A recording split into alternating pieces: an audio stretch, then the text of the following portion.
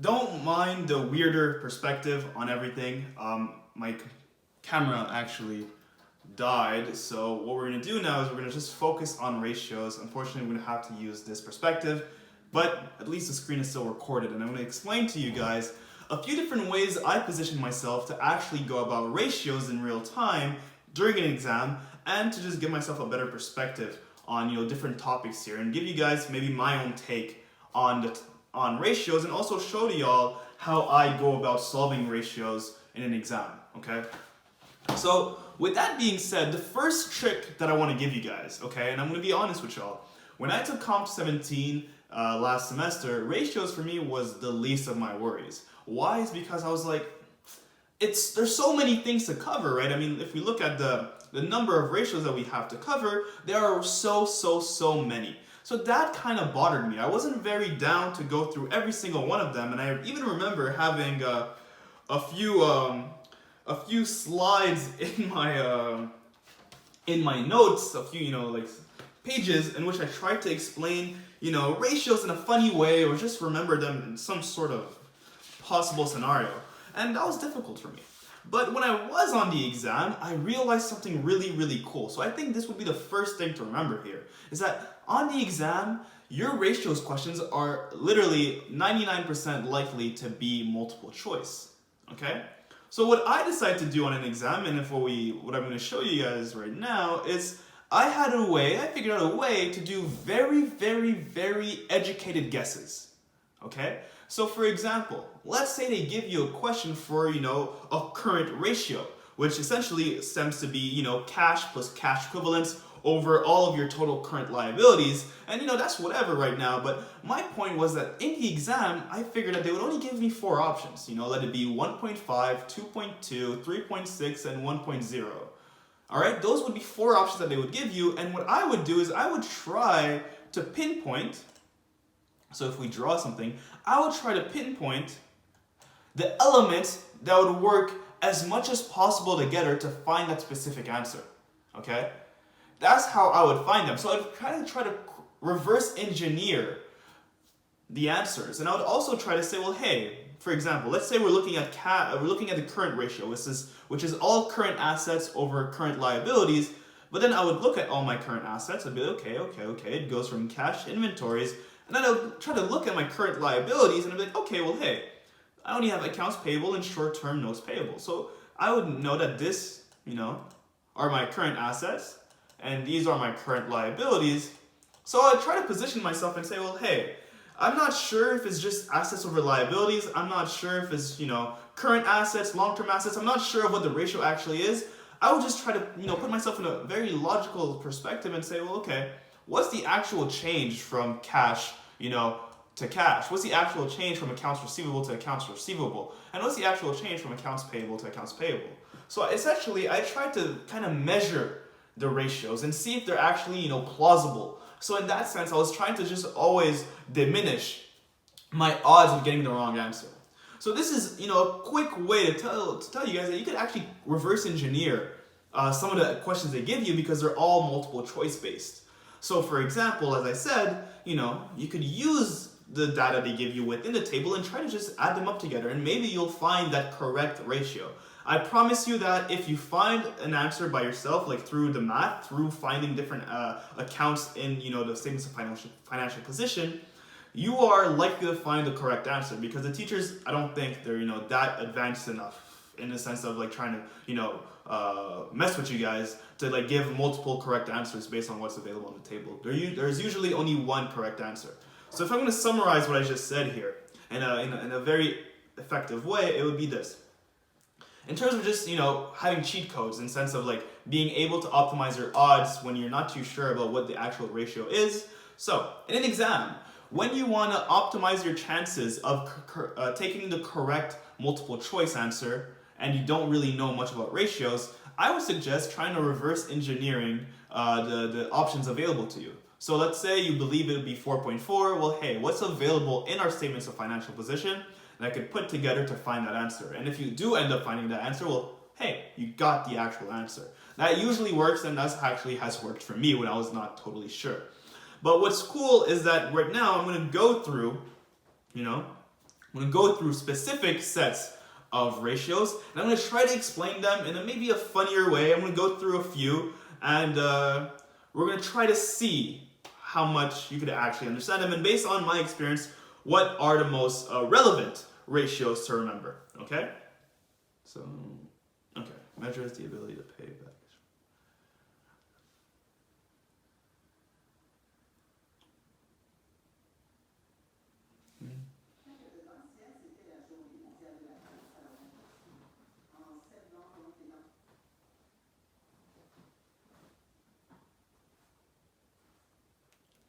Okay, all right. So what I want to do now is I want to cover liquidity ratios, okay? I want to cover that concept, and I'm also going to try to, give you guys a framework to kind of remember these ratios. Also note that this PDF that I'm using right now will be available to you ASAP as this video gets onto the system. And what I'll say again, as I'll say, is that I want to look at liquidity ratios. And liquidity ratios, the way you want to think about it, okay? Liquidity means, well, you may think about liquids, but no, liquidity essentially means that something like cash is liquid because you could use it immediately. You could convert it into wealth immediately. Now, if we think about, let's say, a very rare, Porsche that only a few people could buy, and you had it, we could argue that that's not very liquid because you can't convert it into cash for its full value immediately. You would have to look for the correct enthusiast that wants to buy your car for the amount that you want to then be able to sell it. On the other hand, though, we could say that maybe, a coffee from McDonald's could be kind of liquid. If you had it and you want to give it to somebody else. But the idea here is that was a weird example, but the idea here is that cash is the most liquid thing on earth, and stuff like non-current assets aren't very liquid. So when we're looking at liquidity ratios, we're looking at short-term elements. We're looking at short-term. We're looking at stuff that are current. We're looking at stuff that are quick. We're looking at cash. We're looking at turnover. So right now, I actually listed a few words that are going to be used within a lot of your ratios, okay? What did I say? I said current. I said cash. I said quick. I said turnover. All of these things are what we're going to include in what we call short-term liquidity ratios, okay? Short-term considerations, all right? So what I'm trying to say here essentially is that when you have, keywords like quick, current, cash, or turnover, you're typically looking at stuff that are related to a specific accounting period and stuff that are usually considered to be current, okay? So current assets or current liabilities. So that's what we're looking at. And the first ratio that I believe is super important and that you're definitely going to have in your exam, and we're going to cover an example afterwards, is the idea of current ratios, okay? As I said, if you have the word current, that means that we're looking at liquidity ratios, we're looking at short-term elements, and the current ratio consists of what we also call, in Comp 308, working capital. And essentially, a current ratio always defines current assets over current liabilities, okay? So essentially, we're looking at how many assets we have over the amount of liabilities we have, okay? So if you want to have a pretty good example is that you, yourself, when you look at your money in your bank account, you always look at the money you actually have, and then you may compare it to the obligations you have. So for example, today I have to pay a pretty big amount to a client or to the government or something like that. That would be my liabilities. That would be an obligation that I have. But because I love my money, because I love my assets, I always consider my assets over my liabilities. And in the perfect scenario, the reason why we put our current assets over our current liabilities is because ideally your ratio would be above 1. Okay? So let's think about it for a second. If you have $10 worth of assets and you have $10 worth of liabilities, if we would put 10 over 10, we would have 1. All right? That would mean that your current ratio is of 1. Your working capital is of 1. But ideally, in the perfect world, you would have at least 20 times more money than the liabilities that you have, right? Or 1,000,000 times the assets that you have would be over your liabilities. So, for example, let's say you had $1 million in assets, in current assets, but you only had, let's say, $500,000 in your current liabilities. Therefore, you would have a current ratio of 2. And that's why we always put current assets over current liabilities. I'm going to say that one more time. So, the current ratio consists of current assets, okay, over current liabilities. Now, quick things to remember. Quick 2 elements to remember. we have the current ratio. So if you hear current ratio, you must think of something in your financial position or your income statement that is current. What else is more current than your current assets and your current liabilities? So that's the framework you want to apply here, okay? Then you're going to have a concept called quick ratios, okay? The quick ratio is very, very, very, very similar to your current ratio. However, there's a very unique distinction to remember. When you look at your quick ratio, all you have to do is you have to subtract inventories and prepaid expenses to your current assets. That's the only thing you want to be able to cover, okay? You want to have your current assets minus your inventories minus your prepaid expenses over your current liabilities. That's the only distinction between the current ratio and the quick ratio. Okay. On the other hand, there's another ratio that we could consider that's very similar to the two previous ones. So as you mentioned, we had our current ratio, we had our quick ratio, but then we also have now what we call a cash ratio. Okay. A cash ratio essentially is exactly the same thing, but we're only going to be looking at, as the ratio says, cash. Okay? But the denominator will remain the same. The denominator will be current liabilities. All right? But we're going to change our numerator.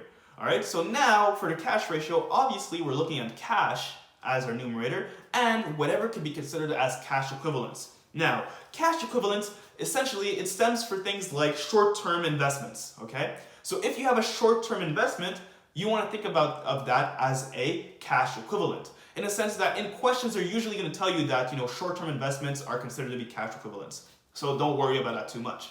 But what I want to say here, okay, is one thing. So when we consider our current ratio, our quick ratio, and our cash ratio, we notice something that's really, really important. We notice that their denominator is all the same. They have the same denominator. So for the current ratio, the quick ratio, and the cash ratio, we all have current liabilities as our denominator. However, the distinction here is that their numerator will be different.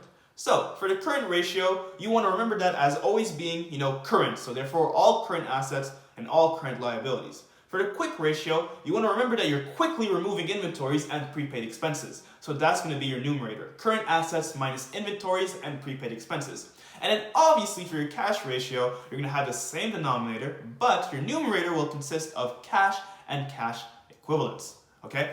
That's what you want to remember here. Okay? Now in an exam, it's very unlikely they're going to ask you for the interpretation of these things. What I suggest you do is to write them down on your own as you progress through these questions. What I'm trying to give you guys a framework for is to really remember the ratios, because on an exam, that's what you're going to be prompted to do most likely, and you may forget or you may be stressed about what those ratios actually are.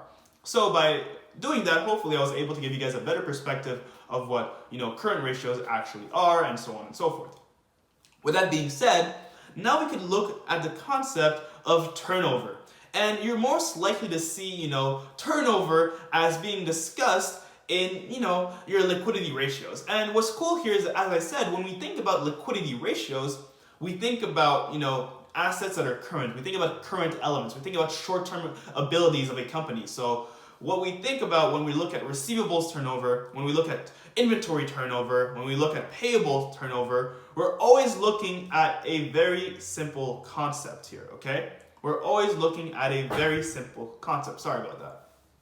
So when we're looking at receivables turnover, we're looking at our net credit sales, okay? Your net credit sales, and in an exam, they're probably going to tell you that, hey, all sales were done on credit. So you're looking at your sales, all right, over your trade receivables. So what's cool here is that when you have questions like, okay, receivables turnover, inventory turnover, payables turnover, fixed asset turnover, and so on and so forth, you're usually looking at something straightforward in terms of your denominator. So let me say that one more time.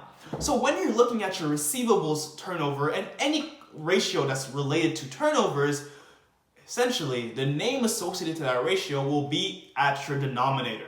Okay? The only caveat here, the only thing to consider is that your numerator will consist of the average of this year's, let's say trade receivables with last year's trade receivable. So we're going to do an example later, but what you want to remember here is that when you have turnover ratios, you're always going to have an average as your denominator. Let me say that one more time.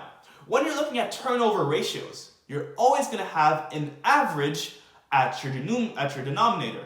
And your denominator will always be related to the title of that ratio. For example, let's look at receivables turnover. In this case, if we follow the rules I just applied, we know for sure that our denominator will consist of our receivables, so our trade receivables or accounts receivable, and that's going to be an average of 2 accounting periods. And in these questions, you're usually looking at, let's call it 2021, 2020, and 2019. They're going to give you the data for accounts for all of those years. So then, if we're giving you a question in which we prompt you to find receivables turnover for 2020, well, you're going to be looking at, trades receivable for 2020, trade receivables for 2019. You're going to sum them up together, and then you're going to average them out. So you're going to divide them by 2, and that's going to be your denominator, okay?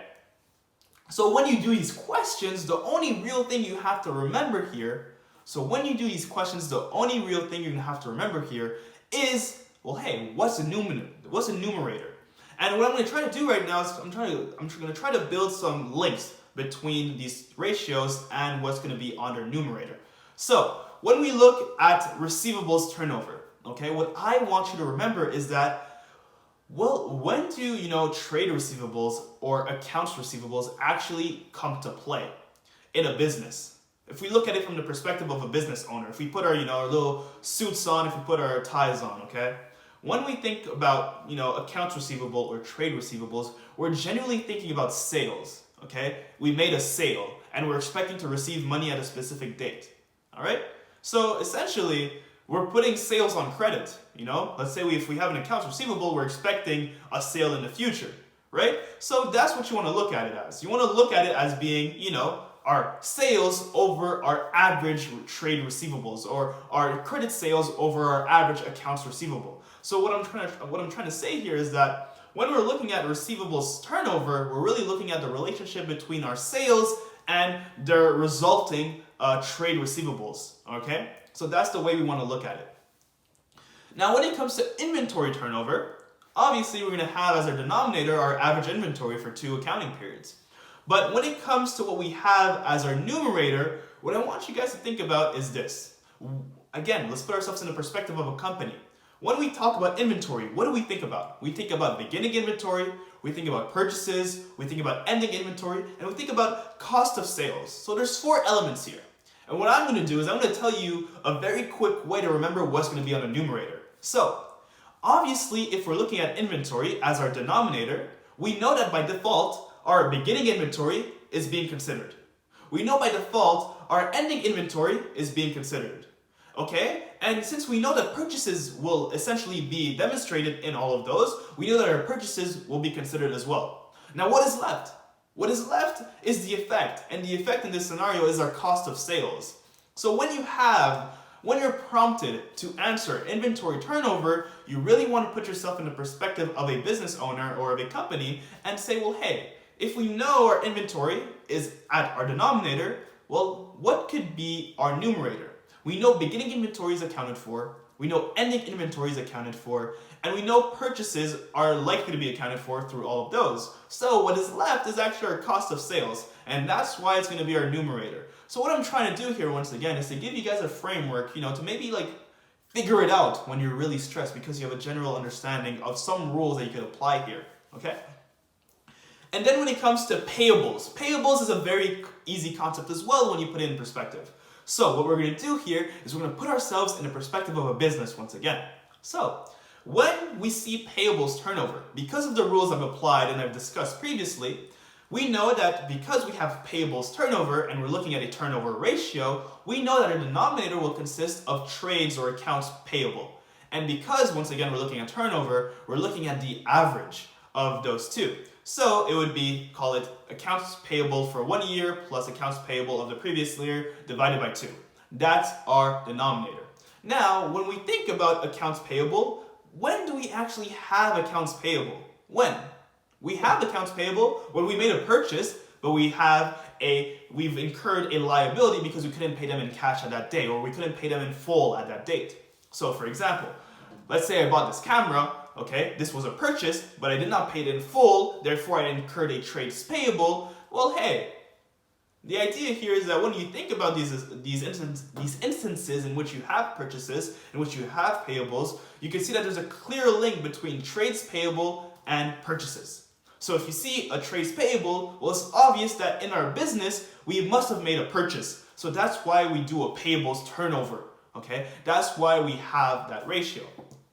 So to kind of redefine everything that I discussed right here, I'm trying to say this. I'm trying to say that when we have turnovers, the title associated to that ratio will be at our denominator, and it will be averaged for 2 accounting periods. And you want to really think about the relationship between what's in the title and put it in perspective in actually a business setting, okay? So for example, as we said, when it comes to, trade receivables, it means that we made sales. Therefore, our sales will be at our numerator. When we're looking at inventory turnover, this means that we have to consider all the elements in our inventory. And that would mean that only cost of sales would be left. That's why it's our numerator. And when we're looking at trades payable, if we made a payment, but we have to pay it in the future, we have a liability, that means that we made a purchase. Therefore, that has to be our numerator. So those are the concepts to apply when we're looking at liquidity ratios and when we're looking at turnovers or quick cash ratios, stuff of that sort. Okay? This is something that you're most likely to see on your exam. Of profit, you can see that I do not know how to speak English. So there are profit ratios that you could consider, and there are a few profit ratios that are super relevant, and those are likely to be on your exam. So what I'm going to do now is I'm going to cover a few of these, and I'm going to try to give you guys a perspective on those concepts. So the first one is the idea of return on equity. Okay, return on equity is a pretty straightforward concept, and you're going to see it in a lot of your courses at JMSB. But what I'm going to do now is essentially when you look at return on equity, okay, what you want to do is you want to take your net earnings for that specific accounting period, okay, and divide it by the average of your total shareholders' equity. It's as simple as that. That's all you have to do. You just want to take the average of your shareholders' equity for 2 accounting periods and put your net earnings for that specific year over them. There's no real cheat code here. The only cheat code that you want to remember here is that we're looking at return on equity. Therefore, we're looking at the concept of equity. Okay? And since we're looking at return, we want to evaluate our actual earnings, okay, over our equity, our shareholders' equity. That's the only concept you want to apply here. You want to look at your actual earnings for that accounting period, which will stem from your income statement, and you want to divide that by the total of your shareholders' equity for 2 accounting periods divided by 2. There's no other cheat codes here. That's exactly what a return on equity is. And by that same token, I want to discuss another concept. Earnings per share, it's the same thing as we did for our statements of earnings for exam 1, okay? So you're going to take your net earnings and you're going to divide it by your average number of common shares outstanding. So when we do these questions, what I want you to remember is that there's a reason why we have 3 years worth of financial statements. So you just want to remember that you want to do the average of the number of common shares available, okay? That's the only thing that you want to remember. You want to do the average of, the number of common shares outstanding. So that's the concept of earnings per share. It's very straightforward. Those are not the things that you want to stress over too much, all right? By that same token, there's a concept of profit margins, okay? And a profit margin essentially is, if you think about it, if you think about your income statement, when did we have a margin? We had a margin when we had to consider our sales revenue and our cost of sales or our expenses. So what you want to remember here is that when we have our profit margin, we're looking at our net sales revenue, and that's going to be at our denominator, okay? So when we're looking at our profit margin, we're looking at our net sales revenue, and that's going to be at our denominator. And obviously, because we're doing profitability ratios, because we're looking at our profits, it is very likely that we're looking at our net earnings, okay? Literally, for almost every single one of these ratios, we're looking at our net earnings. And in this case, we're going to evaluate our net earnings over our net sales revenue, because we want to find how effective our business is in actually, putting sales into profits, okay? So we're putting our net earnings over our net sales revenue. The reason for which it's not sales revenue over net earnings is because we want to say, well, out of our total sales, how much of that actually became profits, okay? So we want to say, well, hey, is it only 10% of our sales that became profit, or is it 50% of our sales that became profit? That's how a company can evaluate how effective they are into making their actual, sales, their actual revenue into profit. There's some businesses that maybe make $20 million worth of, revenue, but they only end up making $500,000 or $100,000 worth of profit. Well, hey, maybe there's a problem there. Let's try to figure it out. So that's what the profit margin really stands for, all right? Another thing that's pretty interesting is the concept of a fixed asset turnover. Think about that. We're looking at turnovers again. So what do we do here? Think about it for 2 seconds. We're looking at turnovers. What are we doing here? It's the same concept. When we have turnovers, we need to look at the title of a ratio. We have here fixed assets. Therefore, we know that that's going to be our denominator. Okay? So now we have the average net fixed assets. And essentially, when we're looking at fixed assets, we're looking at non-current assets. So this means that your denominator will be the average of 2 accounting periods worth of non-current assets. And this we're looking at equipment, building, land, etc. All right? So we, by default, because we're so diligent and we know our rules by heart, we know that because of that, our denominator will consist of average net fixed assets. In other words, average non-current assets. Okay? And because we're looking at our profits, we're looking at profit ratios, we know that there are possibly 2 things that could be at our numerator. It's either net earnings or our net sales revenue. But the idea here is that what we're trying to look at when it comes to our fixed asset turnover, we're trying to see how effective, okay? We're trying to see how good is our company at using our non-current assets, such as equipment, land, and all that good stuff, into making revenue, okay? That's what we're doing here. We're trying to see how effective our fixed assets, such as building, land, equipment, are good at building sales revenue, okay? How good are they at generating revenue? All right, and in this scenario, we're not trying to see exactly how much profit they build because there are other things to consider. We're trying to just see how much, sales revenue do they actually incur. And we'll think about it. For example, we did so many questions within this course in which we evaluated, non-current assets such as land, equipment, and furniture, etc. And a company will invest in, these different activities and these different big non-current assets because they believe this will allow them to actually make more money in the future. They believe that this is an opportunity for them to further their quest to generating revenue. Huh? See what I just did there? They believe that non-current assets, they believe that fixed assets will further their odds of generating revenue in the future. So, by that same token, we could quickly see that a fixed asset turnover consists of our net sales revenue over our average net fixed assets. So what I'm trying to do here is always kind of create this puzzle relationship. Okay? So I did that. I did that. Okay.